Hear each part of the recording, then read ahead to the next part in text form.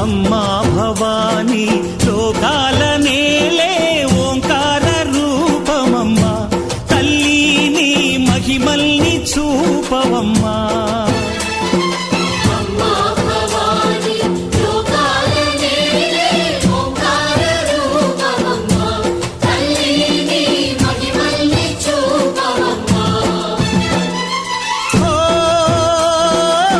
సృష్టికే దీపమా, శక్తికే మూలమా, సింహరథమే నీదమ్మా.